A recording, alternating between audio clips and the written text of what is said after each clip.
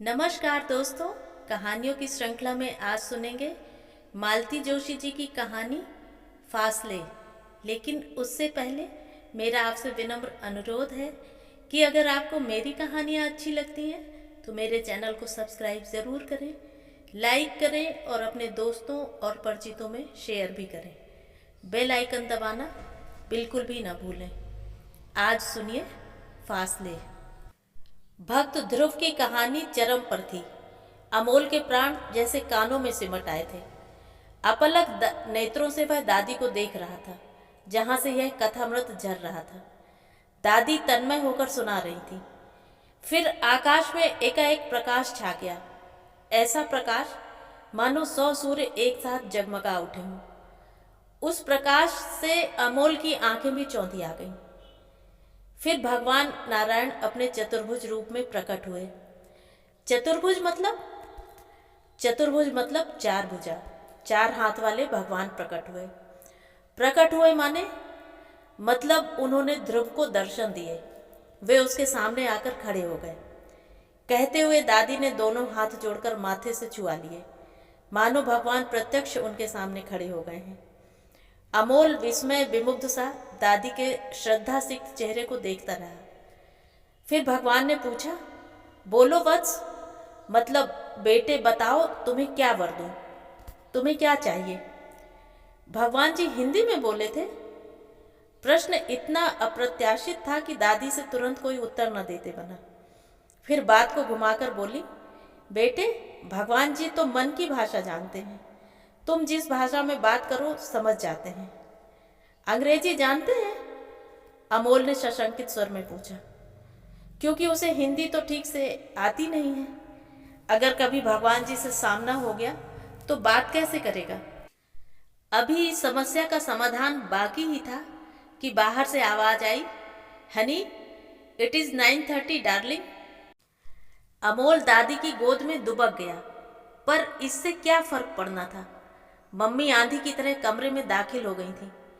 हनी से good night to दादी। पहले स्टोरी तो कंप्लीट होने दो। कल संडे है ना, मॉर्निंग में सुन लेगा। दिन में कहानी सुनाने से मामा रास्ता भूल जाते हैं। स्टूपिड, ये ऊटपटांग बातें कौन सिखाता है तुम्हें। दादी की सांस पल भर को जैसे थमसी गई, पर पोता समझदार था। उसने झट से ये इल्जाम पिंटू की दीदी के सिर मढ़ दिया। दादी का जिक्र तक नहीं किया। उन्होंने राहत की सांस ली और गदगद स्वर में बोली, कल छुट्टी तो है ना बहू, फिर सोने की इतनी जल्दी क्या है, आधा पौन घंटा और सही। अरे नहीं अम्मा जी, सारा रूटीन बिगड़ जाता है, और एक बार छूट मिल गई ना तो ये हजरत हर सैटरडे को जिद करेंगे। कम ऑन हनी, से गुड नाइट। बेचारा अमोल मम्मी के साथ घिसटता हुआ चला गया और वे असहाय भाव से उसे देखती नहीं। जानती थी इस मामले में बहू के सामने कोई दलील नहीं चल सकती। वे यह भी जानती थी कि बच्चे को ले जाकर कमरे में सुला दिया जाता है और दोनों हॉल में बैठकर देर रात तक सिनेमा देखते रहते हैं। बच्चा बेचारा कमरे में अकेले करवटें बदलता रहता है। आज तो उसे और भी नींद नहीं आएगी। अधूरी कहानी सुनकर कोई सो सकता है भला। लेटे लेटे उल्टी सीधी कल्पनाएं करता होगा। उसका दिमाग भी तो इतना तेज चलता है। अभी कैसे पूछ रहा था भगवान जी कौन सी भाषा बोलते हैं। उन्हें तो कभी इस बात का ख्याल भी नहीं आया। बिस्तर पर लेटे लेटे उनके मन में भी ध्रुव का अधूरा आख्यान ही घूमता रहा। ध्रुव की जगह उन्हें अमोल ही नजर आता रहा। बेचारा नन्हा सा बच्चा भूखा प्यासा जंगल में अकेला भटक रहा है। सोचते सोचते उन्हें पता भी नहीं चला और उनकी आंखें झरझर बरसने लगीं। बड़ी देर के बाद उन्हें इस बात का भान हुआ। तब उन्हें याद आया कि अभी अभी जो बाल रूप उन्होंने कल्पना में देखा था वह अमोल का नहीं था, वह केशव था, उनका बेटा। स्कूल के नाटक में वह प्रहलाद बना था। उस दिन भी नाटक देखते देखते वे रो पड़ी थी। घर आकर उन्होंने बच्चे की नज़र भी उतारी थी। नज़र उतारने की बात से याद आया, पहली बार जब अमोल को उन्होंने यूनिफॉर्म में देखा था तो ठगी सी रह गई थी। बहू से कहा भी था, शाम को इसकी नज़र उतार देना बहू। क्यों? इस ड्रेस में देखा है ना कितना रौबदार लग रहा है। कोई डिप्टी हो जैसे। बहू फिक्र से हंस दी थी। अम्मा जी, यह तो स्कूल का यूनिफॉर्म है, रोज ही तो पहनता है, सभी बच्चे पहनते हैं। पहनते होंगे, पर अपना बच्चा तो अपना ही होता है ना, उसे औरों की जमात में खड़ा थोड़े ही किया जाता है। पर बहू से उलझना बेकार था। उन्होंने मन ही मन भगवान जी को गुहारा था, भोलेनाथ जी बच्चे का ख्याल रखना, कहीं मेरी नज़र न लग जाए मुई। हमारे बच्चे तो गांव की पाठशाला में पढ़े हैं, वहाँ न तो ऐसी ड्रेसें थी न ऐसे जूते, इतना भारी भरकम बस्ता भी तो नहीं होता था वहाँ। पलक झपकने को ही थी कि बाहर से आवाज आई, अरे तुम सोए नहीं अब तक? मम्मी, डर लग रहा है। डर तो लगेगा ही, दिन रात उल जलूल कहानियां सुनोगे तो और क्या होगा। तुम चलो ना प्लीज। आ रही हूँ, 5 मिनट रुक जाओ जरा। चली क्यों नहीं जाती? 5 मिनट में ऐसा क्या देख लोगी तुम? बच्चा बेचारा नींद से बेहाल हो रहा है। तो तुम ही चले जाओ ना, वहां बैठे बैठे भाषण क्यों झाड़ रहे हो? तुम्ही ने उसे स्पॉइल किया है। देखना, नेक्स्ट ईयर मैं इसे हॉस्टल में ही डाल दूंगी, तब बुलाना बच्चू मम्मी को। इसके बाद शायद केशव बच्चे को लेकर कमरे में चला गया था, क्योंकि हॉल से अब सिर्फ पिक्चर की आवाज़ आ रही थी। उफ, कैसी भयानक आवाज़ें थी। बच्चा डरेगा नहीं तो और क्या होगा। पता नहीं कि क्या शौक पाल लिया है इन लोगों ने। दिन भर दफ्तर में बैठकर मगजमारी करेंगे, फिर आधी रात तक जागकर सिनेमा देखेंगे। न ये कहीं जाते हैं न इनके यहाँ कोई आता है। घर में आवाजाही हो तो थोड़ी रौनक बनी रहती है, यहाँ तो सन्नाटा सा खिंचा रहता है। ये मरा टीवी न हो घर में तो आदमी की आवाज़ सुनने को तरस जाए। बड़ी ललक से आई थी यहाँ। गांव में जी कुछ ऊबने सा लगा था। बड़ी भी जब तक सुनाती रहती, मेवा खाने के लिए तो सब जुट जाते हैं, बस सेवा करने को हम ही हम हैं। इसीलिए बड़ी ठसक से यहाँ आ गई थी, क्योंकि आने के लिए बस यही एक ठिकाना तो है। बम्बई में मजले के पास जाने का सवाल ही नहीं उठता। 1.5 कमरे का मकान है, उसी में सबका उठना बैठना सोना खाना होता है। उनसे तो यह बर्दाश्त नहीं होता, इसीलिए केशव के पास चली आई थी। पर यहाँ आते ही एक निचाट सूनेपन ने उन्हें घेर लिया। सुबह तो खैर सभी हड़बड़ी में होते हैं, किसी को बात करने तक की फुर्सत नहीं होती। 10 बजे तक पूरा घर खाली हो जाता है और वे बैठी महरी की राह देखती रहती हैं। पर महरी भी तो शहर वाली है, उसके पास बोलने बतियाने की फुर्सत कहाँ होती है। बस पंजाब मेल की तरह घड़घड़ाती हुई आती है और काम निपटाकर उड़नछू हो जाती है। फिर वे बैठी अमोल की बाट जोहती रहती हैं। वह स्कूल से लौटता है तो दोस्त साथ लगे चले आते हैं। किसी तरह दूध का गिलास गटक कर खेलने निकल जाता है, तो माँ के साथ ही घर में दाखिल होता है। फिर माँ बेटे दोनों पढ़ाई में जुट जाते हैं। इतनी सी जान और इतनी ढेर सारी किताबें, उन्हें तो देखकर दहशत होती है। हाँ, रात को कहानी के लालच में ही सही, अमोल आधा पौन घंटा उनके पास आकर बैठता है। दिन भर से उन्हें जैसे इन्हीं क्षणों की प्रतीक्षा रहती है। वे रोज उसके लिए कोई अच्छी सी कहानी सोच कर रखती हैं। कितना लाड़ उमड़ता है मन में, पर उनके अधिकार की सीमा बस इतनी ही है। फिर भी बहू जब तक ताने देती रहती है। आजकल यह पढ़ाई से जी चुराने लगा है, खाते समय नखरे करने लगा है, बिना बात के इतराने लगा है, और भी न जाने क्या क्या। उनसे साफ तौर पर तो कोई कुछ नहीं कहता, पर इशारा वे समझती हैं और कुढ़कर रह जाती हैं। सबसे ज़्यादा दुख तो उन्हें इस बात का होता है कि बच्चे को ये लोग अकेले सुला देते हैं। भला उसकी ये उम्र है। वे जब आई थी तो अमोल 2 दिन तक जिद पकड़े रहा। केशव ने भी कहा कि अम्मा जब तक यहाँ है हनी उन्हीं के पास सोएगा, पर बहू ने साफ मना कर दिया।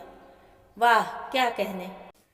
फिर तो सोने की ज़रूरत ही नहीं है, रात भर किस्से कहानी चलते रहेंगे और जनाब फिर स्कूल में ऊँघते नजर आएंगे। एक बार कहानी का तार टूट जाए तो मज़ा चला जाता है, पर दूसरे दिन ध्रुव की कहानी पूरी तो करनी ही पड़ी। दादी ने उस दिन पोते के लिए एक और कहानी सोच रखी थी, इसलिए पहली वाली कहानी को जैसे तैसे निपटाकर उन्होंने शुरू किया, तो सुनो बेटे। एक था छोटा सा लड़का, नाम था राम बोला। बेचारे के माँ बाप उसे छोटा सा छोड़कर भगवान को प्यारे हो गए थे। मतलब मर गए थे। एक बूढ़ी दाई थी, बेचारी वही बच्चे को पालती थी। बेचारी 4 घर से भीख मांगकर लाती, खुद भी खाती, बच्चे को भी खिलाती थी। लेकिन बुढ़ापे का शरीर था उसका, कब तक साथ देता। एक दिन वह भी चल बसी, मतलब मर गई। बेचारा राम बोला दुनिया में एकदम अकेला रह गया। अमोल की बड़ी बड़ी आंखें करुणा से छलक आईं। अब राम बोला क्या करता बेचारा। वह हनुमान जी के चबूतरे पर जा बैठता। लोग मंदिर में पैसे चढ़ाते, बंदरों को चने खिलाते। राम बोला पैसे तो नहीं छूता, पर चने जरूर बीनकर खा जाता था। एक हाथ में डंडा लेकर बंदरों को भगाता, एक हाथ से चने बीनता जाता। एक पंडित जी रोज यह तमाशा देखते रहते थे। उन्हें दया आ गई। अनाथ ब्राह्मण का बेटा समझकर एक दिन उसे घर ले आए। पंडिताइन बड़ी भली थी। राम बोला कि भूख प्यास की चिंता तो मिट गई, पर रात को बड़ी मुसीबत होती। क्यों? छत पर एक कमरा था, राम बोला को वहीं सोना पड़ता। उसे तो छत पर जाते भी डर लगता था। आसपास बड़े बड़े पेड़ थे, वे साए साए करते रहते। उनकी छाया ऐसे हिलती जैसे भूत प्रेत नाच रहे हों। अमोल दादी की गोद में दुबक गया और सहमी सी आवाज में बोला, दादी, भूत प्रेत तो होते नहीं है ना? होते तो नहीं है बेटा, पर वहम तो वहम है ना। फिर इतना सा बच्चा अकेले में डरेगा नहीं? डर के मारे उसका कलेजा मुंह को आने लगता। ऐसे में फिर एक दिन उसने हनुमान जी का सुमिरन किया। सुमिरन मतलब उन्हें याद किया और झट से एक छंद बना डाला। भूत पिशाच निकट नहीं आवे, महावीर जब नाम सुनावे। बस महावीर का नाम लेते ही उसका डर उड़नछू हो गया। तब से उसने यह मंत्र पकड़ लिया। ऐसा सिद्ध मंत्र है कि जो भी इसे पढ़ता है उसे कभी डर नहीं लगता। दादी, मैं यह मंत्र पढ़ सकता हूँ? जरूर पढ़ सकते हो, पर मेरे तो मम्मी डैडी हैं। उन्हें मेरी उम्र लग जाए बेटा, मम्मी डैडी हैं तो क्या हुआ? भगवान का नाम तो कोई भी ले सकता है। उस रात अमोल वह छंद रटता हुआ ही सोने गया। वे देर तक प्रतीक्षा करती रहीं, पर उस रात अमोल ने हॉल में आकर माँ बाप को तंग नहीं किया, बल्कि उन्हें नींद नहीं आई। हॉल में शायद कोई अंग्रेजी पिक्चर लगी थी। क्योंकि समझ में कुछ नहीं आ रहा था, पर आवाजें थी कि कान फाड़े डाल रही थी। वे हिम्मत करके उठी कि केशव से कहें कि भैया थोड़ी आवाज धीमी कर लो, तुम्हें नींद नहीं आ रही है, पर औरों को तो सोने दो।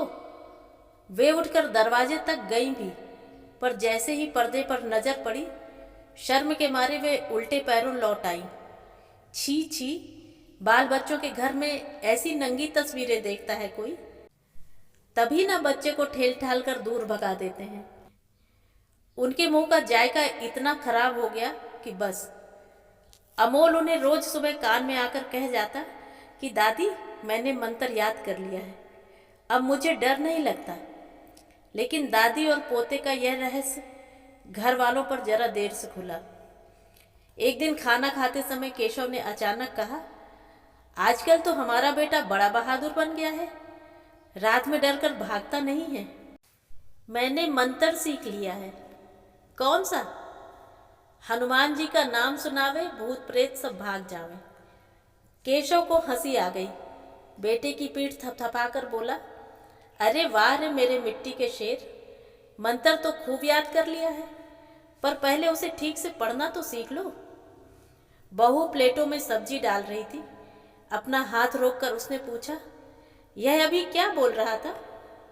हनुमान चालीसा पढ़ रहा था, केशव ने हंसते हुए कहा। पर जैसे ही उसकी नजर पत्नी के चेहरे पर पड़ी, उसकी हंसी गायब हो गई। वह क्या कहकर इतनी जोर से चीखी थी जैसे सांप पर पांव पड़ गया हो। उसके बाद आधे घंटे तक वह धुआंधार बोलती ही रही। दादी के पल्ले कुछ नहीं पड़ा, बस इतना भर समझ में आया कि दुनिया चांद पर जा रही है और हमारे यहाँ देखो हनुमान चालीसा पढ़ा जा रहा है। उनकी समझ में यह नहीं आया कि हनुमान चालीसा पढ़ने से ऐसा क्या अनर्थ हो गया। बच्चा दिन भर इलू इलू गाता है तो इन्हें कोई फर्क नहीं पड़ता। वह कूल्हे मटकाकर ओए ओए नाचता है तो ये निहाल हो जाते हैं। पर बच्चे ने जरा सा भगवान का नाम ले दिया तो जैसे आसमान फट पड़ा। लेकिन एक बात वे जरूर समझ गईं कि अब उनके यहाँ के दिन पूरे हो गए हैं। बहू अब उन्हें यहाँ बर्दाश्त नहीं करेगी। वे रह भी गईं तो अमोल को उनके साय से बचाकर रखा जाएगा और यह उनसे सहन नहीं होगा। इसलिए खुद ही बोली, कनागतों से पहले मुझे घर पहुंचा दे बेटा। तेरी भाभी को तो कुछ मालूम नहीं है। मैं ना हुई तो पितर प्यासे रह जाएंगे। तो ये थी कहानी। कहानी आपको कैसी लगी कमेंट करके ज़रूर बताएं।